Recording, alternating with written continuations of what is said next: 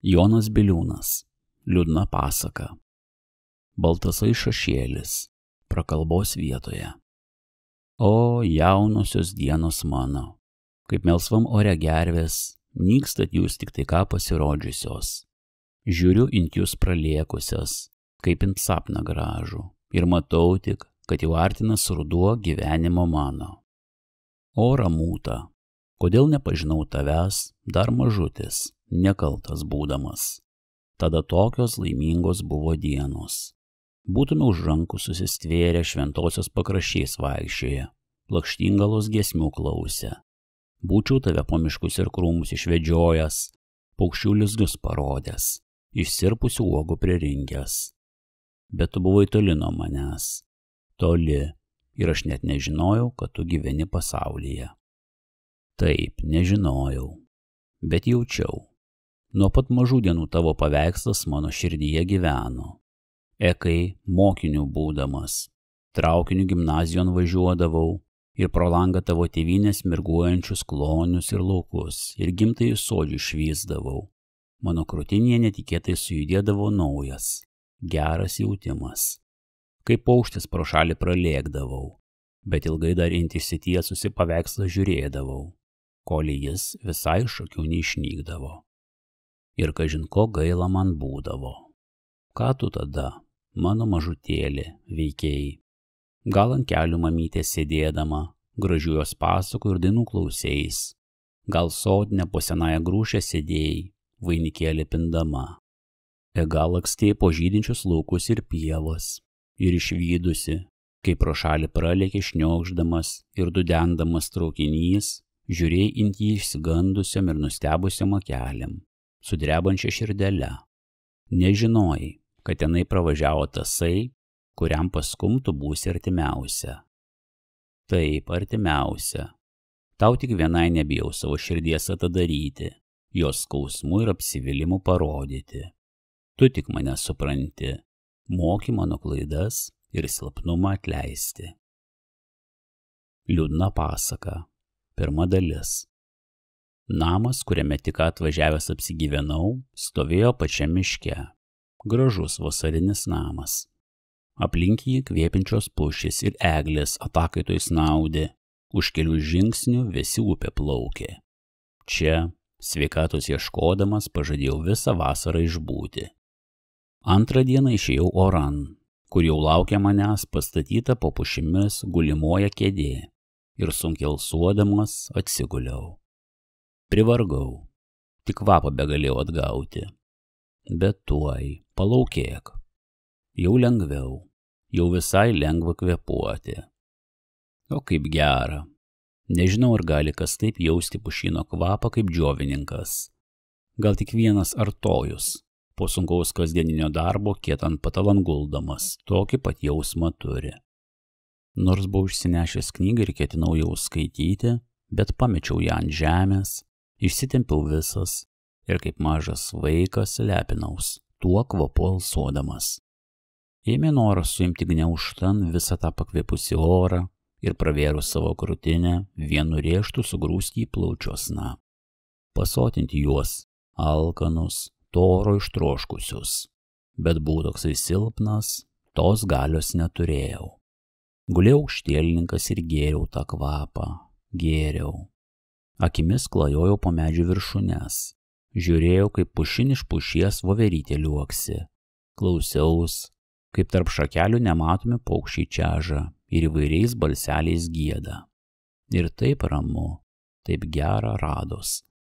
Nors negalėjau savo kojomis naudoties, negalėjau po kalnelius laipioti, po klonius lakstyti, negalėjau šūkauti ir dainuoti, kaip tai tik moka žmogus, miškan intėjęs. Tečiaus buvau dėkingas sutvertojui ir užtat, kad dar turėjau sveikas akis ir gerą ausį, juk tūlas ir to tiek neturėjo. Iš vasarinių namų susirinko netoli manęs gražiai apsitaisę vyrai ir moteris, jaunuomenė ir vaikai, visi linksmi ir laimingi. Vieni ėmė žaisti, kiti apsėdo dailų dirvonėlį, treti išsisklaidė po mišką, juokaudami ir dainuodami. Visi šitie miesto gyventojai dėl pailsio ir įvairumų tame miške susirinkusieji buvo kaip iš pasakos išėję. Gražios, šviesiais rūbais pasipuošusios moterys mirgėjo tarp medžių kaip sužydę žolynai darželiai. Inties žiūrint regėjos, kad nėra pasaulyje vargų ir ašarų, nelaimės ir bado. Jeigu ir yra, tai ne čia, bet ten, toli už miško, iš kur aidas neateina. Inties žiūrėdamas, norėjau nors ant valandėlės užmiršti ir savo ligą, ir tą, kas už to miško dėjos. Norėjau tikėti, kad čia niekur mažiausio nelaimės šašėlio neišvysiu. Tik staiga, kažin koks ypatingas, niekados dar negirdėtas balsas mano ausyse sudėjavo. Sudėjavo kaip senatvės skundas, nelaimių atbalsis. Taip dėjoti galėjo tik žmogus senas, labai senas ir labai nelaimingas. Tam garsui nėra raidžių, jo negalima žodžiu išreikšti, galima tik jausti. Atsigrįžau nustebęs, žiūrėjau ir laukiau. Iš ažunamo kertės išlindo sena aukšta moteriškė. Ėjo jinai tiesiai ant mane, lazdele pasirimščiuodama ir dejuodama. Ją pamatęs greitai nusisukau, bet pajutau, kad jinai jau prie manęs stovi, tiesiai ant mane savo baisias akis intbedusi. Neišturėjau, sudrebėjau ir atsigręžiau. Pamačiau tas jos akis. Ne, tai ne akis. Tai buvo 2 taškai, klaikus, be gyvybės.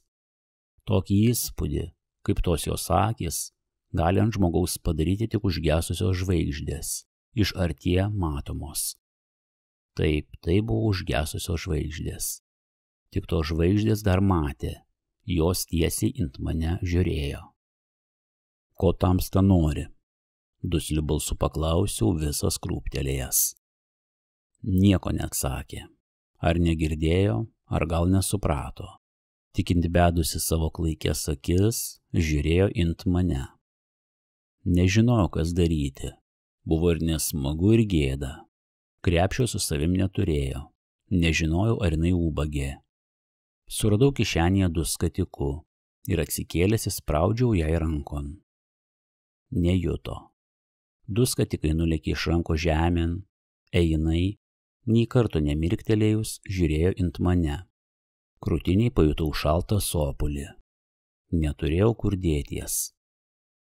Tik staiga moteriškė atsigręžė visą kiton pusėn ir išvydo ant dirvonėlio žmonės. Sudejavo, jos lūpos pradėjo krutėti.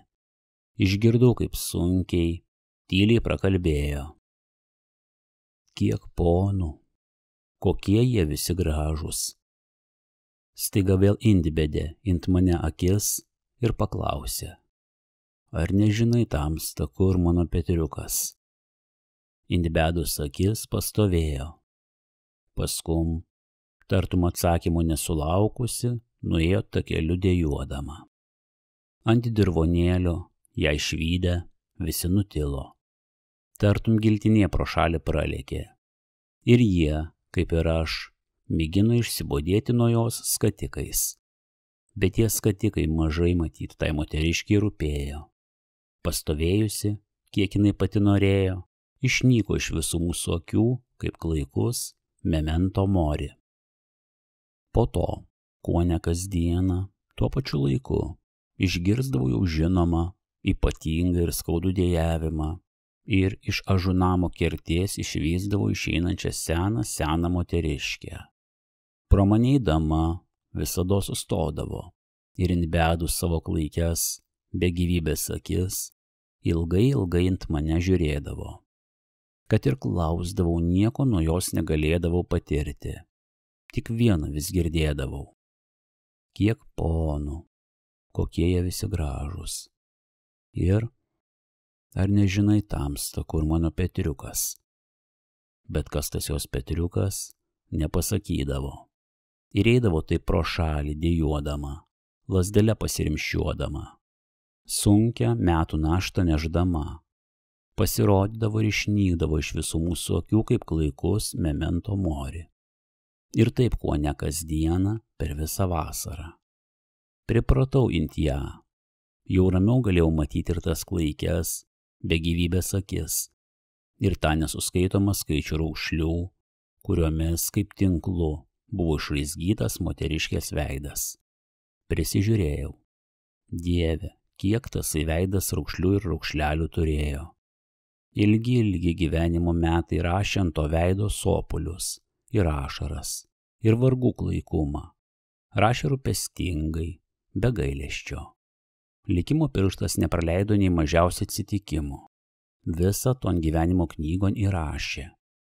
Taip, tai buvo gyvenimo knyga, atadengta, nors ir sunkiai suprantama.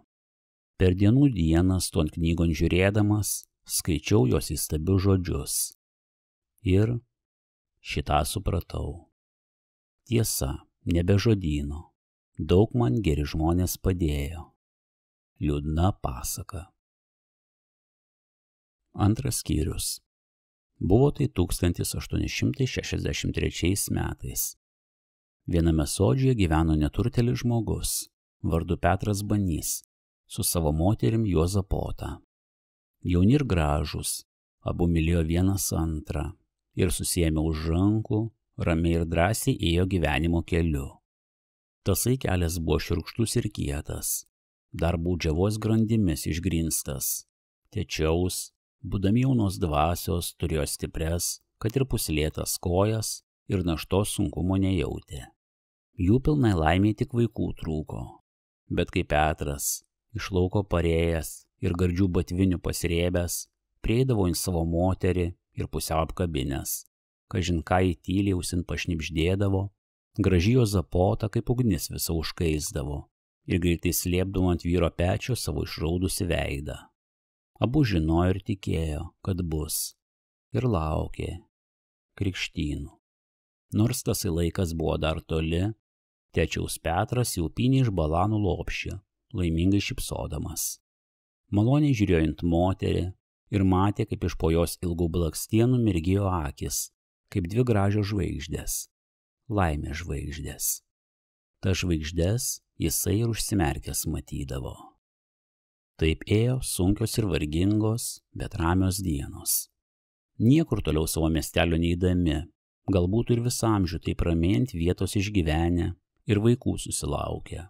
Bet netikėtai užuputė naujas vėjelis ir tų neturtelių gyveniman naujus troškimus ir naują viltį įnešė. Pavasarį, vieną šventadienį parėjo Petras iš bažnyčios netoks kaip visados. Buvo užsimaskęs ir susirūpinęs. Jo akise degė nesuprantama ypatinga ugnis. Atsimainiusiu balsu paprašė valgyti ir visą laiką nei žodžio nepratarė. Pavalgęs ėmė kepurės ieškoties. Juozapota nustebusi sekė savo vyrą akimis ir laukė, ką pasakys. Bet tasai jau pro duris ėjo. Kas atsitiko? Kur eini? Bailiu balsu paklausė jo. Taip gailingai int jį savo gražiom akim pažiūrėjo, kad Petras sugrįžo ir paėmė moterį už rankos. Pasodinės grečium savęs ant suolo, ilgai int ją tylom žiūrėjo. Jo akise švietė ir bailė, ir viltis, ir abejojimai. Nieko neatsitiko, prakalbėjo tyliai atsidusdamas Petras. Bet Juozapota krūptelėjo. Nebijok, nieko bloga, jau ramesniu balsu tarė jisai. Tik žinai, kokią naujieną šiandien išgirdau. Ir Petras ėmė savo moterį pasakoti, ką jis į miestelį girdėjo ir matė. Kaip kunigas iš sakyklos skaitęs tokį popierį, kuriame pasakyta, kad vergai žmonės dabar būsia lygus ponams, jiems nebevergausia. Žemė, kurią dirba, liksinti jų nuosavi, nebe ponų. Kad tie, kurie žemės neturi arba turi labai mažą, gausia nuo naujos valdžios tiek, kiek reikia. Matai esanti kokia ten nauja valdžia, geresnė. Ne rusų, bet mūsų krašto žmonių. Toj nauja valdžia vergais žmonėmis ir rūpinantis. Kunigas sakęs, kad ir rusų valdžia žadanti žmonės išliuosuoti, nebespausti, jau ir popierį tokį senai išleidžiusi. Tečiaus tik taip žadanti, iš tikrųjų gi akis visiems norinti apdumti. Nereikia jos klausyti, jie tikėti, bet reikia rinkties būriais ir visiems iš vieno vyti rusus iš savo krašto, nes jie tik esą mūsų neprieteliai, spaudžia ir skaudžia žmonės, persekioja mūsų tikėjimą ir kalbą. Ta pati ir ant Šventoriaus ir miestelį girdėjęs, visi apie tą kalbą, matęs ir tą popierį, ne pas vieną. Žmonės esą sujudę, ir nors Tūlas iš to juokesis, daugelis būtinai eisia, jeigu ne su šaudyklėmis, tai su šakėmis ir dalgėmis, rusų vytų. Girdėjęs, kad jau daugelie vietų sumušti rusai lekia iš mūsų krašto, kad ne tik gubernatoriai, pats karalius išsigandęs, nebežinas, kas daryti. Petras, tai pasakodamas, šluostės rankovę nuo kaktos gausiai tekantį prakaitą ir greitai alsavo. Jo akyse vėl užsidegė nesuprantama ypatinga ugnis. Juozapota, visa nustebusi ir ausis ištempusi, tylėjo ir klausė savo vyro. Daug jinai nedagirdo, dar daugiau nesuprato, bet vienas daiktas giliai jai galvon insmego. Tai mum, Petriuk, iš tiesų nebereikės jau dvarą neiti, paklausė vyro. Ir nors jos akise dar klajojo abejojimas, tačiau tame balse suskambėjo nebesiliepiamas skardus džiaugsmas. Nebereiks, atsakė Petras ir pats nejusdamas laimingai, linksmai nusišypsojo. Ir žemė, kurią dirbame, bus mūsų? Mūsų. Ir dar daugiau gausma, juk mes taip mažai jos turim. Gausma ir daugiau. Dieve, kokie būsma laimingi. Ir Juozapota, iš džiaugsmo visa užkaitusi, laiminga ir graži, apkabino vyro kaklą. Ar žinai, kaip tada mums bus gera? Kalbėjo jinai tyliai, svajodama ir ant jį glausdamos. Turėsma savo žemę, niekam nevergausma ir dirbsma tik sau. Susilauksma vakų, būsma nebe vieni. Ar žinai, tu intvaisysi sodnelį ir kaip augs vaikai, turėsma jiems vaisių ir uogų. Vaikams bus geriau ir mudu laimingesni būsma. Vyras klausė tų savo moterės svajojimų ir pats tais svajojimais ėmė tikėti. Jam pradėjo regėties, kad jisai nebe neturtėlis pono vergas, bet jau laisvas ūkininkas, turintis pakaktinai nuosavios žemės, turintis paaugusius vaikus ir ramiai savo su jais ir savo moterimi gyvenantis. Ir tokis džiaugsmas savo širdį pajuto, kad norėjo pagriebti sėdinčią Juozapotą ir kelius kartus su ją po aslą apsisukti. Bet kažin ką atiminęs, susiturėjo. Reikia eiti pažiūrėtų, ką mūsų sodžiaus vyrai kalba, tarė atsidusęs ir pasiėmęs kepurę. O ką Juozaput, jeigu rusų valdžia nepasiduos? Paklausė ne tai rimtai, ne tai juokaudamas, atsigręžęs nuo durų.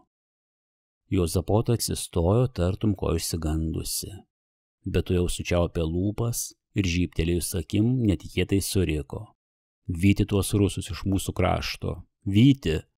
Ar atamini, kaip anais metais mane kazokas užpuolė, kad netu ir tėvelis, būčiau pražuvus. Primintasai kazokas visą kraują Petrui galvon suvijo. Žvilgtelėjo degančiom akim int moterį ir sukandęs dantį dusliu balsu tarė. Išvysma juos, išvysma. Išeidamas pro duris, stiprai suspaudė savo kumštį. Žmonės vergai, dar nesenai tokie ramus ir bailūs, netikėtai sujudo, ir jeigu ne visi balsiau prabilo, tai visi ėmė svajoti ir geresnių laikų laukti.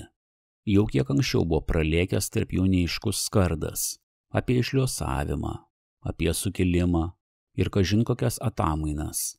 Tik tasai skardas pralėkė ir nutilo, įspūdžio nepadaręs. Tūlas visai jo nepastebėjo, kiti be jokios atidžios prausis praleido. Dabar kunigo prakalba, perskaitytas iš sakyklos popieris ir įvairios žinios vienu matu žmonės sujudino, nauja viltį jų širdise užudegė. Tiesa, ne vienas šypsojo ir juokės, kad nieko iš to nebūsia, ir nesijudindami iš vietos rūpinosi tik savim ir gudriai laukė. Tačiaus buvo ir tokių, labiausiai tarp jaunesniųjų, kurie liepsnojančia širdžia ir degančiom akim žiūrėjo int vienas kitą, ir stiprai spūsdami kumščius, šnibždėjo: nebevergausma ponams, išvys marusus. Tuo tarpu dauguma tik dūsavo, liūdnai galvas linguodama. Jinai ir nemėgino karštesniųjų suturėti. Tų karštesniųjų tarpe buvo ir Petras Banys. Dar jaunas, žmogus jautrus ir ūmus, negalėjo in tuos atsitikimus šaltom akim žiūrėti, jų ramiai klausyti. Nors toliau savo miestelio nebuvo nuėjęs, o apie pasaulio ir žmonių reikalus nedaug tai išmanė, Tečiaus žodžiai laisvė ir lygybė jam buvo suprantami ir brangus. Jautri širdis ir karšta galva daug jam tame dalyke padėjo. Ir pirmą nekartą, dvaro lauke dirbdamas, nuvargęs ir alkanas, aptemusiam akim žiūrėjo in pono rūmus, ir jo omenyje kildavo naujas, šviesus gyvenimo paveikslas. Tik prieš tą paveikslą pats, jisai toks buvo silpnas, neturtėlis vergas. Žinojo, kad čia ašarų pakalnį yra žmonės turtingi ir gražūs, laisvi ir laimingi, tik nežinojo, kad ir vergas gali aniems būti lygus, gali lygių teisių reikalauti. Bet mažiausias vėjelis galėjo jautrioj Petro širdį tokią viltį uždegti, naujus troškimus sujudinti. Tik to tyraus vėjelio dar nebuvo. Ligšioliai jis matė gyvenimą sunkų, apniukusi. Ėjo to gyvenimo keliu, baudžiavos grandimis išgrinstų. Kad tą kelią galima žolynais išbarstyti, lengvesniu padaryti, nežinojo ir nedrįso svajoti. Aplinkui buvo neapsakomai skurdu ir šalta. Viena Jozapota tą jo gyvenimą šildė. Su ja buvo ramus ir laimingas, vargų naštos nejautė. Tečiaus atmindavo kartais, kad ponas kiekvieną valandą gali tą brangią moteriškę jam iš rankų išplėšti ir purvan suminti. Tada vergo širdis sudrebėdavo ir sidegdavo keršto ugnimi. Bet kaip tik Jozapota dviem jautriom žvaigždėm iš po ilgų blakstienų intį žvilgtelėdavo, visą užmirždavo. Kunigo prakalba ir poperis buvo tad anasai laukiamas vėjelis, kursai netikėtai Petro vydant paputė ir jo galvoj naujas mintis sukėlė. Sukėlė jas, kad nebeišnyktų, bet augtų ir plėtotųs. Ir kaip tos mintis galėjo neaugti ir neplėtoties, kad kasdieną plaukė naujos žinios, vis įvairesnės ir įdomesnės. Nors nuo tojo garsaus šventadienio dar netaip daug laiko praėjo, Tečiaus visi ir tolimesnieji apie tai žinojo ir kalbėjo. Pasakojo, kad ir kitose kai kuriuose bažnyčiose kunigai tą patį skaitė ir pasakoja. Pasakojo, kad žmonės visur ginkluojasis ir eina miškuosna, kad keliose vietose jie jau sumušė ir išvaikė didelę rusų kariuomenę, kad jūromis atvešė daugybę šaudyklių ir kitų karo įnagių ir greitai visus žmonės apginkluose. Vieni tuo tikėjo, kiti ne. Bet visi susirūpino, sujudo. Buvo tai dienos karštos, neramios ir laikas neapsakomai greitai lėkė. Ir čia vėl praėjo gandas, kad kažin koksai kunigas pats vedas žmonės prieš rusus. Einas kaip liūtas, kuriam didžiausia kariuomenė nieko nepadaranti, kurio kareivių kulipkos neima. Žmonės dar labiau susidrumstė. Petras jau seniai tarė su apylinkės ir savo sodžiaus draugais, kas daryti. Daugelis sutiko, kad snausti negalima. Reikia ruošties, nors kokį įnagį nusikalti. Nes gali prireikus ar patiems ginties, ar kitiems eiti padėtų. Sėdėti ant vietos, sudėjus rankas, ir negražu ir gėda. Ir dar prakišti galima, žemės negauti. Ir paskum vienas kitą ėmė karštesniai nešti ant kalvį visokius geležgalius. Ausdama pamatė Jozapotą vieną dieną pro langą, kai Petras išsinešė iš klėties dalgę ir šakes, ir apsidairęs, tartum ko bijodamas, greitai išnyko už kiemo vartelių. Nutylėjo, nepaklausė apie tai vyro, bet po kelių dienų nešdama prievakarį paršų ėsti, netikėtai pamatė šalia gurbų Petrą su dviem kaimynais, Antanu ir Kaziu, grečium sustojusius ir išsižergusius. Visi trys turėjo rankose ilgus, geležiniais galais pagalius ir sutartinai nuožmiai badė jais orą. Ką jūs čia dirbat? Sušuko nustebusi Jozapota. Vyrai ją išvydę norėjo pasislėpti, tačiau nebesuspėjo. Visi trys išsitempė, traukdami už užpakalin savo pagalius. Sit Juozaput, nieko bloga, atsiliepė Petras šluostydamus nuo kaktos prakaitą. Mes tik mokėmės, kaip su rusais reikia grumties. Tokie juokingi su tai savo durtuvais buvo ir taip linksmai ant ją visi trys pažiūrėjo, kad jinai tik nusišypsojo, jais gerėdamos.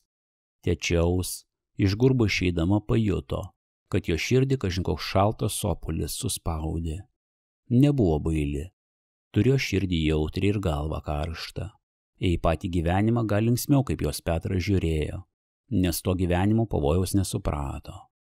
Bet širdis dažnai pasako tą, ko galva nesupranta. Ir jeigu Petras būtų savo moteriai visus užmanimus pasisakęs, jos mylinti širdis gal greičiau visą pavojų būtų pajutusi ir vyrą nuo klaikaus žingsnio suturėjusi. Petras tą jautė ir jau kelintą dieną su tai savo užmanimais nuo Juozapoto slėpės. Bijojo jos ašarų, išgąsčio. Jisai nutarė būtinai eiti su kai kuriais draugais miškan ir tenai susidėti su maištininkais. Patyrė, kad netoli jų esąs didelis būrys. Ta patį vakarą, kai juos Juozapotą rado šalia gurbų, narsiai orą badančius, Petras susikalbėjo su draugais rytoj prieš auštant iš namų išeiti. Intėjęs trobon, nebenorėjo nei vakarienės valgyti.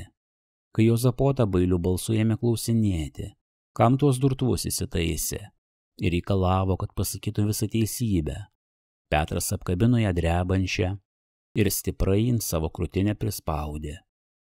Man kažin kodėl taip širdis sopa, tokia bailė ima, skundės jinai visa glausdamos. Nebijok, ramino vyras, nieko bloga nebus. Rusus visur nuveikia ir veja iš mūsų krašto. Durtuvus įsitaisim tik taip sau, jeigu kartais užpultų kokie kazokai, kad turėtum kuo ginties. Visaip jų gali atsitikti. Ir ėmė savo moteriai pasakoti, kaip tai dabar gera, kad dvaran jau nebereikia eiti ir kaip bus gera paskum, kai nusikratys nuo rusų valdžios, įgis laisvės, gaus žemės ir susilauks vaikų. Pasakojo ir svajojo, ir pats tai svajojimais tikėjo. Tikėjo tvirtai, be abejojimų. Juozapota klausė užkaitus ir laiminga, kaip ant brangų paveikslą ant vyrą žiūrėdama. Taip užsisvajoja, maloniai susiglaudę, išsėdėjo visą vasaros naktį. Atsigulė tik prieš pat auštant. Juozapota užmigo laiminga, kaip kūdikis. Tada Petras tyliai atsikėlė iš lovos.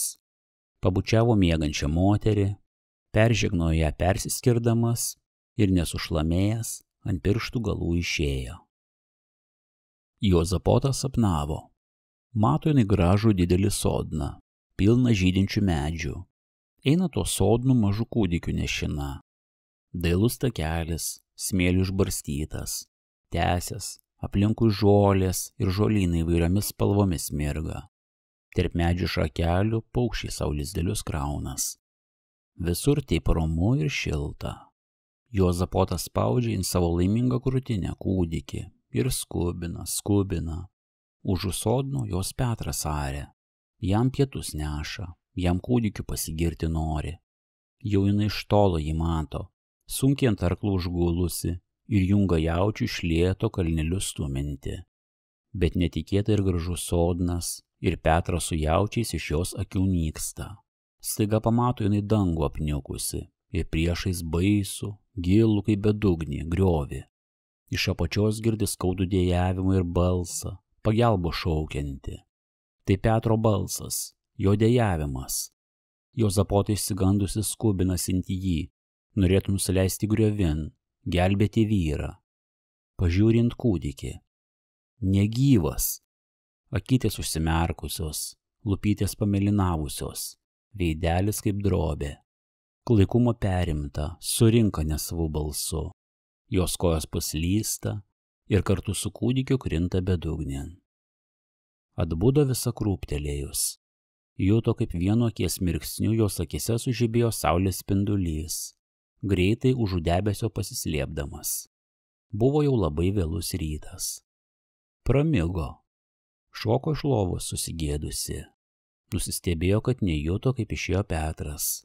Visados jusdavo, ko ne visados kartu su juo keldavos. kodėlgi šiandien taip. Bet tuoj nurimo ir sapną užmiršo. Persižegnojo ir įsiklaupus ėmė poterius kalbėti. Paskum greitai pakūrė krosnį, nunešė ėsti paršui ir ėmė ruošti pusrytį. Bijojo, kad Petras nuo darbo parėjęs neturėtų laukti. Tegul bus pagarbintas Jėzus Kristus. Išgirdo Juozapotą pažįstamą balsą. Ant amžių. Vidun intėjo kampininkė Urbonienė ir su atidžia apsidairė po trobą. Kodėlgi tamsta šiandien taip vėlai su pusryčiu? Paklausė, matydama Juozapotą dar ragulius kepančią. Kiti jau seniai pavalgė ir pogulio sugulė. Pramigau, atsakė ši, ir taip jau skubinuosi. Gerai, kada Petras ilgai nepareina, būčiau nebesuspėjus. Gali nebesiskubinti, nebepareis, tarė Urbonienė ir netai su pasijuokimu, netai su džiaugsmu pažiūrėjo in Petrienę. Kodėlgi, nusistebėjo Juozapotą. Tai galgi nežinai? Ne, nieko nežinau. Juozapotą pametė kepti raguolius ir atsisukus užkaitusiam nuo ugnies akim žiūrėjo in Urbonienę.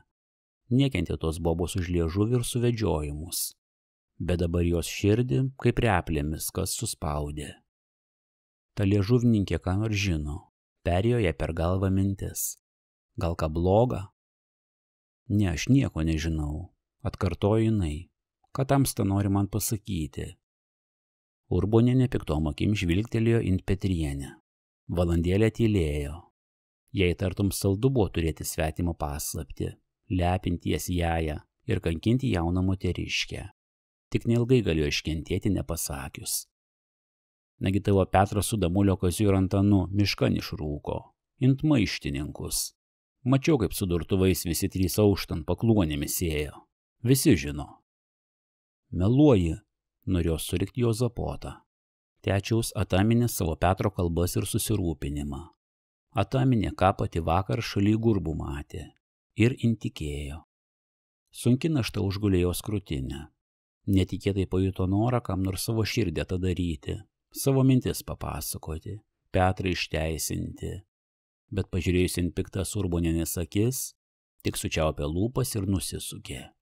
Žinojo, kad toj moteriškė tik pasidžiaugs iš jos nelaimės, išjuoks jos viltis. Kaip tik Urbonienė išėjo, Juozapotą užsimetė ant galvos skarą ir nubėgo int Damulį. Tenai niekas ir pogulio negulė, visi buvo troboj susirinkę. Senis tėvas ant suolo susirūpinę sėdėjo, motina gale lovos verkė, dukteris kniukčiojo. Juozapotą pagarbino Dievą ir bailiai už užukrosnį atsisėdo.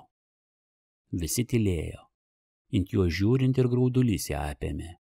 Gerklę staiga tartum kas kamuolį užukišė, ant blakstienų ašarų sublizgėjo. Pati nepajuto, kaip ėmė balsu raudoti. Tai ir tavasai išėjo, išmetinėjimo balsu tarė Damulienė. Gal jisai mūsiškius ir prikalbėjo. Tylėk, motin, netauškiek nieko, subarė Damulis pačią. Jaunųjų nereikia prikalbinėti ir patys moka kišti galvas, kur jų neprašo. Nebijok, greitai pardums namo, kai paragaus bado ar dūmų pauostės. Su jaunais dažnai taip esti.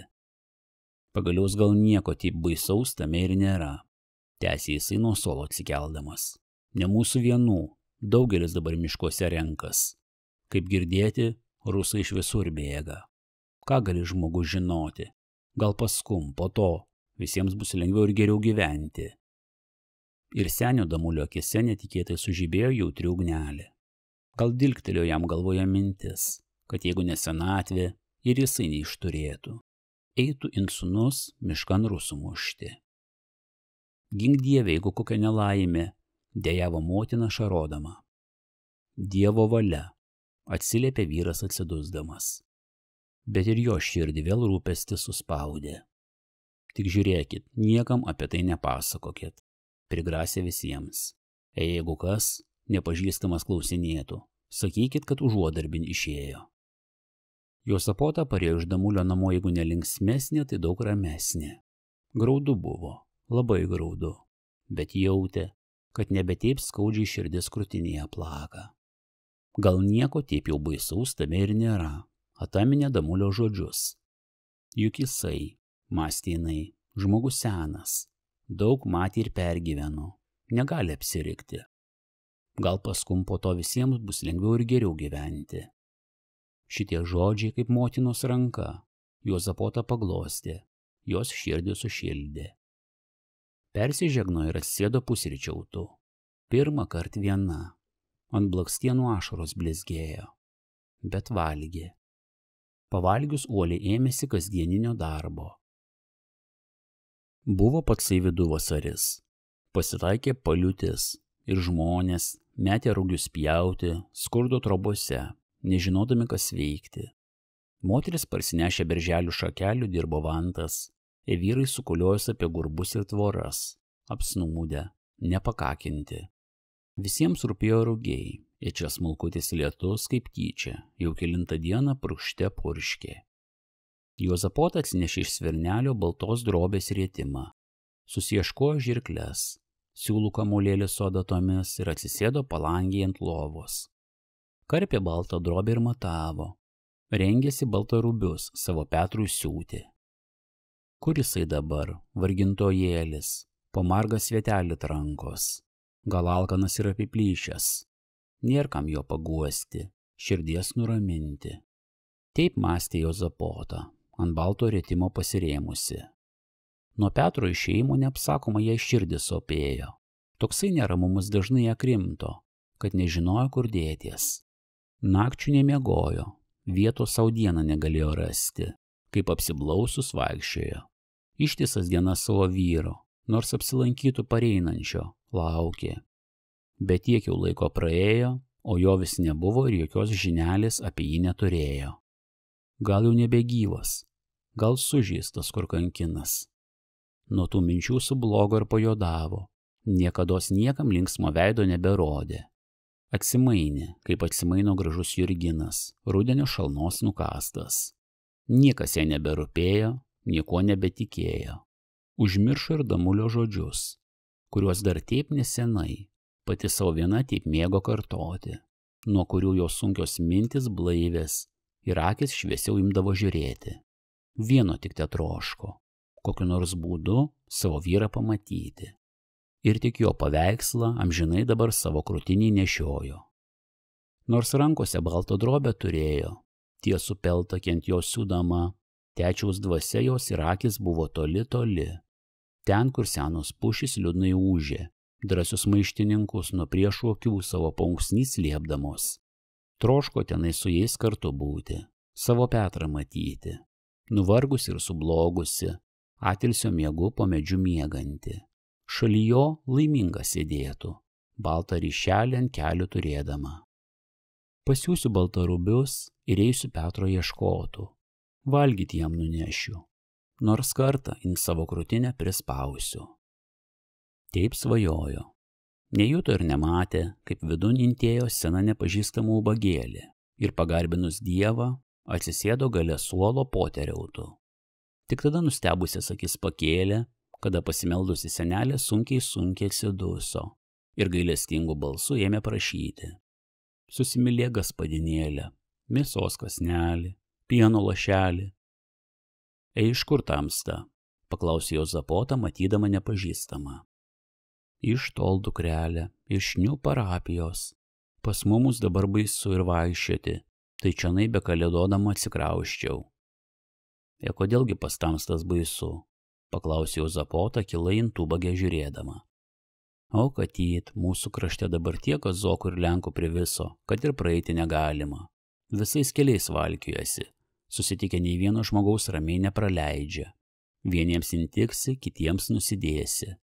Taip kad nežinai žmogus, kokio galo ir tverties. Ir mūsų žmonių daug intos lenkus bėga. Tik kas iš to, suguldys savo jaunas galvas, vargų vargai, kaip buvo, taip ir bus. Senut, ar maištininkai geri žmonės? Drebančių balsų paklausė Juozapota. Neblogi jie, katyt, žmonės neblogi. Gal ir gero mums vargdieniams trokšta, juk jie ir badą kenčia. Ir galvas savo guldo, po miškus slapstydamies. Tik nenuveiks jie tų rusų, ne. Tie paskum dar labiau spaus žmonės inpykę. Ką, jeigu nuveiks? juk tada senut visiems būtų geriau gyventi. Ir Juozapota blizgančiom akim žvilgtelėjo int ubagę. Tartum nuo jos tik tikėjosi išgirsti teisybę. Geriau tai geriau, atsiliepė senelė, tik nieko iš to nebus. Juk ir pirm 30 metų taip pat buvo sukilę, nieko nepadarė. Ir kiek žmonių tada rusai sušaudė, kiek išvežė, ir ponų, ir vargdienių, baisu atminti. Ir dabar taip bus. Ir jinai ėmė pasakoti, kaip tada buvo, kaip ponai sukilo, kaip prastesniuosius žmonės kvietė eiti prieš rusus ir kaip visa kas nelaimingai pasibaigė. Pasakojo, ką jinai pati ataminė ir ką nuo kitų girdėjo. Visa, ką per savo ilgą gyvenimą buvo patyrus ir atjautus. Pasakojo, kaip pasakojo žmogus senas, kursai nieko savo gyvenime nebelaukia ir žiūri aplinkui be vilties. Juozapota klausė senelės ir sunkus akmuo jos širdį užugulė. Padavė įvalgyti, atanešė ir mėsos kąsnelį, norėdama nors vieną nuraminimo žodį nuo jos išgirsti. Taip troško ką nors tikro apie savo Petrą patirti. Jai regėjos, kad ubagė kalėdodama daug ir apie maištininkus girdėjusi. Gal jos matė, gal ir apie Petrą ką žino. Tik nemokėjo apie tai paklausti. Bijojo prasitarti, ką nors nereikalinga pasakyti. Ubagėlė tuo tarpu valgė ir iš reto pasakojo. Vilniun karalius atsiuntęs dabar naują valdoną. Kaip jisai vadinas? Ar generalgubernatorius, ar kaip? Baisus esą žmogus, kaip žvėris, nei dievo nebijas. Mūsų vyskupų išbaręs ir išlojo jas. 2 kunigus liepė sušaudyti. Sušaudęs juos jisai katyt užtat, kad jie žmonėms bažnyčiai kokį ten raštą perskaitė. Taip vidury miestų ir sušaudęs, pačiam vidudienį, kad visi matytų. Niekas to nesitikėjęs. Sako, net patsai didysai, stačiatikio arkiriejas, ėjęs prašyti, kad nešaudytų, Dievo vardu grasęs, kad tokio baisaus darbo nedarytų. Tai tasai valdonas, kad sureikęs ant to arkiriejaus. Aš, sako, darau, ką noriu, Dievo nebijau. Kažin, sako, kur tasai Dievas yra. Aš jo nemačiau. Tu jį ar matei? Taip ir pasakęs. Baisus žmogus. Kad kalbas, tai kaip jaučias baubęs. Dabar ką tik nutveręs, tuoj liepęs sušaudyti ar pakarti. Bloga, kad jį dabar gyventi. Kas toliau bus, vienas Dievas te žino. Juozapota sėdėjo išbalusi, akis išplėtusi. Jos akise skambėjo žodžiai. Bėk, išgelbėk savo vyrą. Persižegnojo, paėmė baltą ryšelį rankon ir išėjo iš namų. Nėjo gatvė vieškelin, bet pasisukė už gurbų. Per daržą laukan, kad niekas nepamatytų. Tartum bijojo, kad kas nesuturėtų jos ir nesugrąžintų atgal. Perėjo Rugių ir Vasarojaus lauką ir tik tada išėjo vieškelin. Sunkiai alsuodama apsidairė aplinkui ir kas nemato. Pastovėjo, tartum atsigaudama. Paskum žvilgtelėjo ton pusėn, kur netoli mišką žaliavo. Ir drebančia širdžia, kuo netekina, ėmė bėgti. Norėjo greičiau miškan inteiti. Tenai niekas jos nebepamatys, nebesuturės. Ko jinai bijojo, pati gerai nesuprato. Ar savų žmonių, ar kazokų, ar kažin ko kito, klaikaus ir nežinomo. Jautė tik, kad širdis smarkiai plakė krūtinėje ir kojos drebėjo. Nežinojo, kas jos miške laukė. Ar nelaimė, ar širdies nuraminimas. Gal pamatys Petrą ir vėl bus laiminga kaip pirma. Juozapota girdėjo ir nuo ubagės, ir žmonės sodžiai kalbant, kad šitame miške dabar slapstasi maištininkai, kad juos tikrai matė. Išgirdus tai, niekam nieko nesakydama, paėmė 2 sūrelių, ką sudėjus turėjo, lašinių, duonos gabalą ir keletą baltarūbių. Surišė tai visą balton skarelėn ir išėjo, slapčiai nuo visų. Ataminė senutės ubagėlės pasakojimus ir jos ausyse vėl suskambėjo žodžiai. Bėk, išgelbėk savo vyrą. Kaip jinai galės savo vyrą išgelbėti, nežinojo. Vieną tik jautė, kad turi eiti, jo ieškoti. Maloniai šlamėjo senas miškas, kai Juozapota jo pavienin intėjo. Ėjo tyliai, klausydamos. Nesuprantamas klaikumas ją paėmė.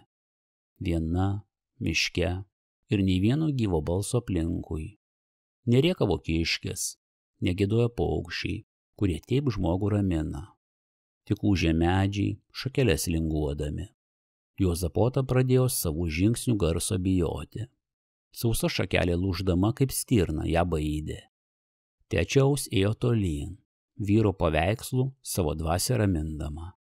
Staiga netoli sutaukšėjo kažinkas garsiai ir nutilo. Juozapota apsistojo visą krūpteldama. Vėl sutauškėjo. Atsiduso supratusi. Tai genys medį kapojo. Tasai balsas nuramino ją, padrąsino. Lyg tartum genio tauškėjimas galėjo ją nuo visų miško klaikybių išgelbėti. Ėjo dabar stipresnė, in šalis dairydamos. Tik staiga vėl išgirdo balsą, kurio iš karto ir suprasti negalėjo. Tai jau buvo nebe genio tauškėjimas. Tartum 100 kultuvų mušint žemę. Greitai, sutardami. Kazokai joja. Perėjo Juozapotai per galvą. Nepajuto, kaip atsidūrė šalia kelio ir tarp tankių alksnių pasislėpė. Jėzau Marija, Juozapai šventas, šnibždėjo tyliai, glausdama in širdį drebančias rankas. Garsas greitai ėjo artyn. Vienu akies mirksniu sudundėjo, supliuškėjo ir pro šalį pralėkė baisi raitųjų gauja. Tai buvo kazokai. Juozapota tik spėjo pamatyti jų ilgus durtuvus, aukštyn iškeltus. Kaip viesulas iš jos akių išnyko ir nutilo.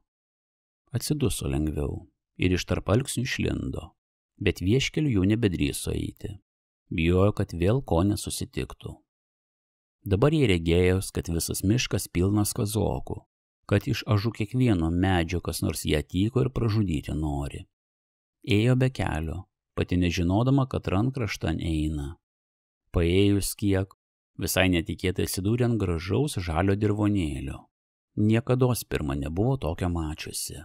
Nustebusiom akim žvilgtelėjo in šalis ir tyliai suriko iš išgąsčio. Paveikslas, kurį netoli savęs pamatė, visą jos kraują širdin suvarė. Už 5 žingsnių, po medžiu, sėdėjo rusas kareivis ir gargaliuodamas gėrė iš butelio arielką. Buvo jau visai girtas ir kažin ką savo po nosį murmėjo. Šalia jo gulėjo ant žemės šikšninis krepšys ir višta su nusukta galva. Matyt, buvo tokiam padėjime ir taip nusilesęs, kad jau nei Lenkų, nei savos vyresnybės nebebijojo. Išgirdęs riktelėjimą, sunkiai pakėlė savo girtas akis ir tvėrės už krepšio, tartum ginklo ieškodamas. Pamatęs moterį nustebo.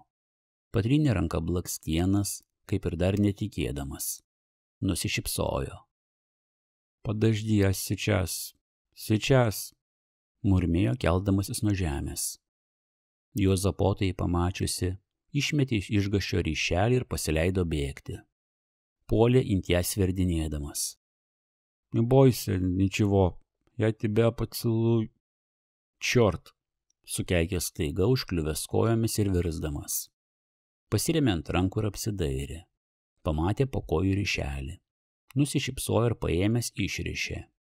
Visas nušvito. Nutvėrė abiem rankom sūrį ir raukčiodamas ėmė valgyti. Matyt, buvo alkanas, arielkos troškinamas. Bet Juozapota nieko to nebematė. Jinai bėgo ir bėgo, neatsigręždama. Jai regėjos, kad kareivis vis dar paskum ją vejas murmėdamas. Bijo žvilgterėti, jį pamatyti. Pati nepajuto, kokiu būdu atsidūrė panamiai, Rugių lauke. Tik čionai atsikvėpė, ranka aš už širdies tverdamos. Taip buvo įsigandusi, kad iš karto nei savo namų, nei sodžiaus nepažino. Lyg regėjos visą ne taip, kaip paliko. Žiūrėdama į sodžių, staiga krūptelėjo. Pamatė iš ažų trobų žiojantį kazoką, paskum antrą, trečią, visas sodžius buvo jų pilnas. Ėmė klausytis. Kažin kokie balsai, tartum verksmas ir klyksmas pasigirdo. Dieve, sudėjavo nelaimingoja, pirštus gniauždama. Netoli stovėjo sustatytos rugių gubos. Tenai nuo kazokų pasislėpė. Ilgai ištupėjo drebėdama. Matė, kaip kazokai išjojo iš sodžiaus ir nuplėškėjo vieškeliu, bet nedrįso išeiti. Tik sutemus išlindo iš po gubos ir slapstydamasi, kaip vagis, intėjo sodžiun. Pas Damulį languose pamatė žiburį. Nesuprantamos bailės perimta, tyliai intėjo priemenin ir atidarė duris. Ant lovos gulėjo be žado senis Damulis. Galva ir veidas, visas sutinęs. Taip buvo sumuštas ir sudaužytas, kad žmogaus negalima buvo bepažinti. Marškiniai ant mėsas prilipę. Gulėjo kaip negyvas. Tik retkarčiais ėjo iš krūtinės tylus, skaudus dejavimai. Motina ir dukterys klupojo visos ir gailiai raudodamos meldėsi. Grabnyčio žvakė uždegta žibėjo. Dieve, už ką jį taip? Už ką? Suriko Juozapota, klaupdamos prie lovos. Atėjo ruduo, liūdnas, nelaimingas. Vyto žali medžių lapai, vyto su jais kartu ir gražios vargdienių svajonės. Papūtė šiaurus žiemys vėjas ir kartu su lapais išnešiojo karščiausią žmonių viltis. Išnešiojo ir laisvės priešų kojomis purvynėn sumynė. Išnyko paskutinis laimės šašėlis, išsisklaidė kaip dūmas po orą. Ant viso krašto klaiki šmėkla savo sparnais šviesų dangų užudengė. Žmonių krūtinėn aštrius nagus giliai leisdama. Degino sodžius, šaudė ir korė, ir iš tėvynės tolimon šiaurės šalin žmonės gabeno. Nepasigailėjo nei žilų senelių, nei sergančių moterų, nei nekaltų mažų kūdikių. Visas kraštas kalėjimu virto. Niekas nebebuvo tikras ir į dienos. Nežinojo gulto eidamas, ar bet bus laisvas iš miego. Kilo verksmas ir skaudus dejavimai. Visi po budelio kirvių dėjo savo galvas. Tik maža saujelė maištininkų dar narsiai su prispaudėjais kovojo, laukdama galo. Juozapota baisiai atsimainė. Tad jau nebebuvo toj graži moteris, kurios akis kaip žvaigždės, nuvargusi vyrą neseniai dar ramino. Akis aptemo, veidas pajodavo. Nei vilties, nei laimės nebeliko. Vienas lankijos po namus kaip šašėlis, be tikslo. Nieko nebebuvo, kuo dar būtų galėjusi rūpinties. Brangiausiai turtą ją atėmė ir nebesitikėjo jo atgauti. Žinios kaip gandas ėjo paskum viena kitą ir be galo buvo liūdnos. Ta pakorė, ta išvežė. Nuo jų vietos nebegalėjo savo rasti. Ne tik iš sodžiaus, kur išeiti bijojo, bet ir troboj viena būti.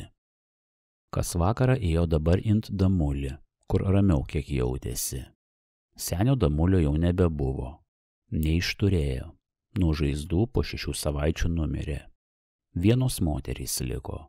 Su jomis Juozapota vargo.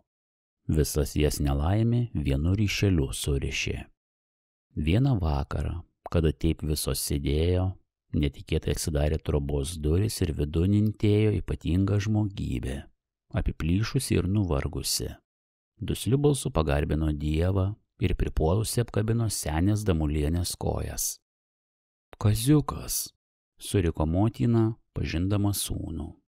Apkabino jo galvą, in savo krūtinę prispaudė. Dieve, Dieve, dar gyvas, raudojo jinai, tartum abejodama. Tai glostė sustyrusius sūnaus plaukus, tai žiūrėjo jam akisna. Kur Antanas? Paklausė išsigandusi. Tylėjo. Sunku buvo tiesą pasakyti. Motinos širdis perverti. Užumušė jį. Prašnibždėjo nusisukdamas. Ir ėmė sakyti, kaip tad buvo. Kaip paskutinį kartą, alkani ir nuplyšę, su rusais netoli kovoja. Kaip matęs brolį, ant žemės negyva parkritusi. Ir banį, rusų suimta. Visi 3, kaip tik dabar norėjo savajant sodžiun apsilankytų. Nebesulaukė. Tik dabar, pakėlęs akis, pažino Juozapotą, kada toj, baisią naujieną išgirdusi, nusitvėrė ažų krūtinės, ir iš didžio širdies sopolio skaudžiai sudėjavo. Tartum vis dar netikėjo, kad taip galėjo atsitikti. Kur Petras? Kur? Ką dabar su juo padarys? Vaitojo, klaikiom akim in Kazį žiūrėdama. Papasakojo jai, kiek žinojo. Tiek Juozapota tesuprato, kad rusai jos Petrą turbūt miestan nugabeno. Nebeklausė Kazio skundimus, kad jisai negalys nė vienos dienos namie būti, turės iš savo krašto bėgti, jeigu nenorės būti pakartas ar sušaudytas.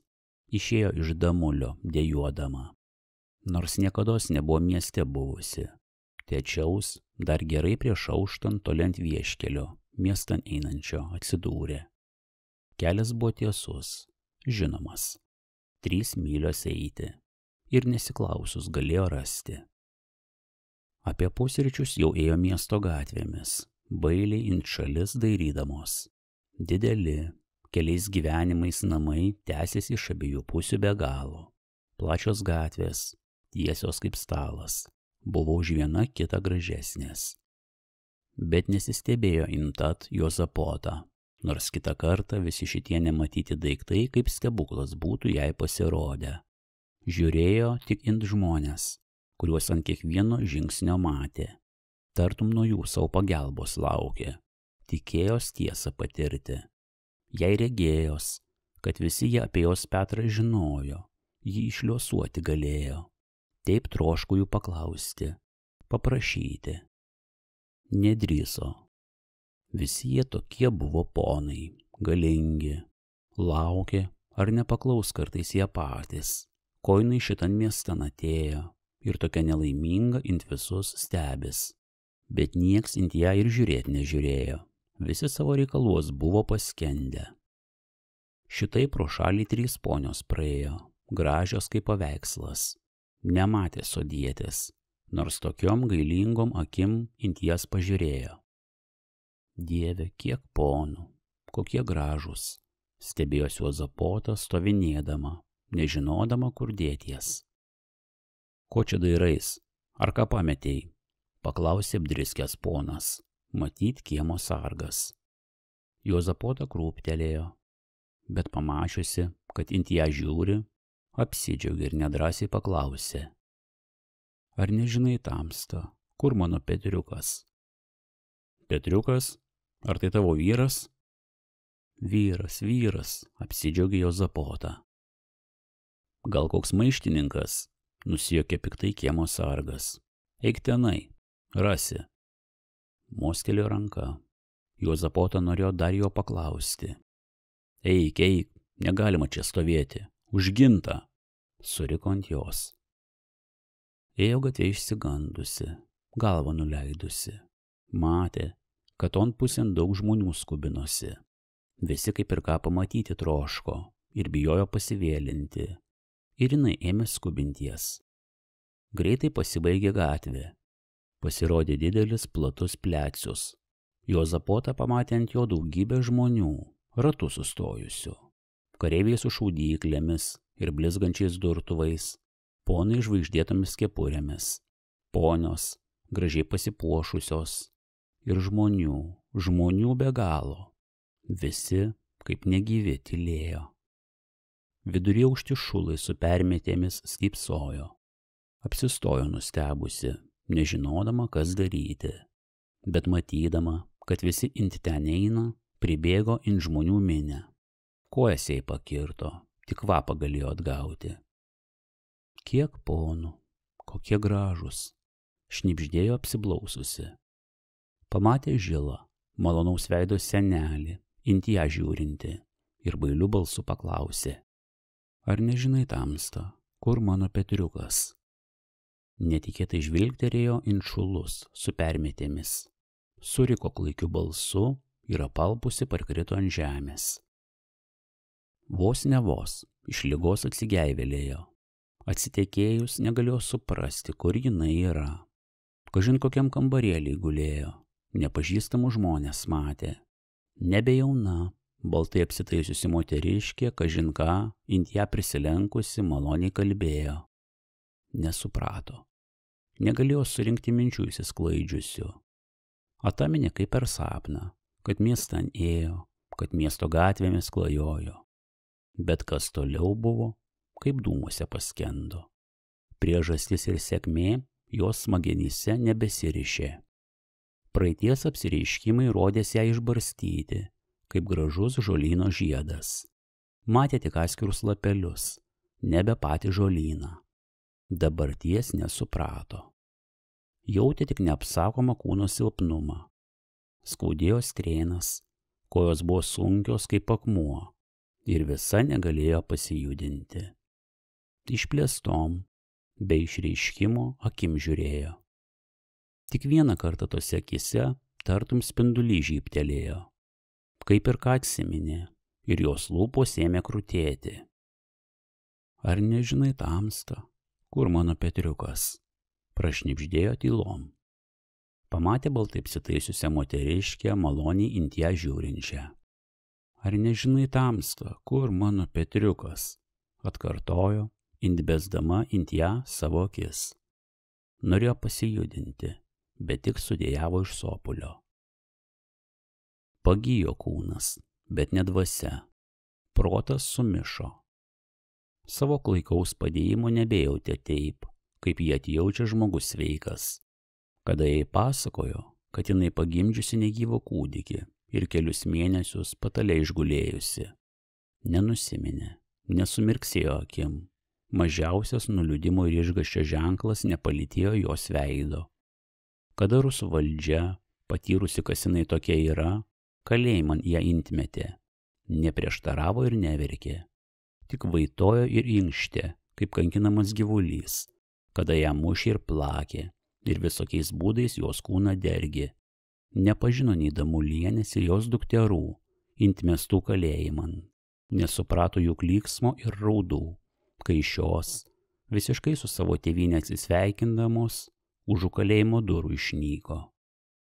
Paliosavo ją valdžia kaip beprotę, jai nebekenksminga. Pamatė, kad neapsimoka jos iš tėvynės išvežti. Žinojo, kad tokia bausmės nesupras, ištrėmimo klaikybių neatjaus. Gimtan sodžiun ją liepė nuvaryti. Ant jos žemės jau rusas sėdėjo. Juozapota liko kampininkė, ubagėlė. Svajonės apie laimingą gyvenimą su vyru, apie vaikus ir sodną išnyko kaip sapnas. Laimė, kad to nebejautė. Geri žmonės ją nuo to laiko maitino. Kas savaitę, kokios nors mergytės vedama, ėjo jinai iš kiemo kieman per savo sodžių ir rinko krepšelin savaitinį maistą. Kartais, kada aiškesnį protą turėjo, ir pati viena pakiemiais vaikščiojo. Vaišingi kaimynai visados ją ataminė.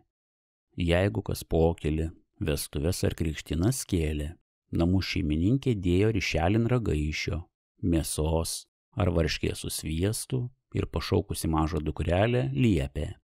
Lėk, nunešk Juozapotai. Jeigu didesnė kokia šventė ar Velykos atėjo, vėl visos motinos siuntė savo mažus vaikus su bandele ar porą dažytų kiaušinių int Juozapotą. Moteris jai rūbus ir baltarūbius davė. Visas sodžius priprato int ją žiūrėti kaip int savą. Pamatęs, kas pro langą su krepšeliu ateinančią, sakė: Ot, mūsų Juozapota ateina. Taip tarp savųjų gyveno. 10 metų praėjo. Žmonės augo ir džiaugėsi ir pasenę mirė. Ne viena Juozapotos draugė vienametė vaikų, anūkų susilaukė ir šį pasaulį apleidus, jau amžinų miegų šaltoj žemelėj miegojo. Einai vis dar tebe gyveno. Liko tarp jaunųjų viena, kaip tarp žalio miško sausas stuobris. Naujosios kartos žmonės nebe taip, kaip jų tėvai Juozapotą mylėjo. Rečiau ją ataminė. Dažniau kentė badą, stigo kuo apsivilkti. Vaikščiojo apiplyšusi, sustyrusi. Ėmė nekęsti jos tie, pas kuriuos ant kampo gyveno. Mažiau jau galėjo aniems maisto nuo žmonių parnešti. Suskūrusi per žiemas, užukrosnį tupėjo. Tik vasarai atėjus, geriau kiek jautės.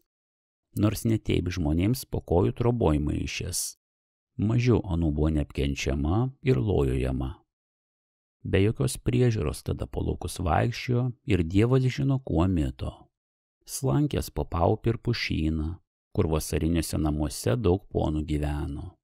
Ėjo klaiki ir nelaiminga, skarmalai savo išdžiūvusi kūną pridengusi, ėjo dejuodama, lazdele pasirimščiuodama, sunkia metų naštą vilkdama.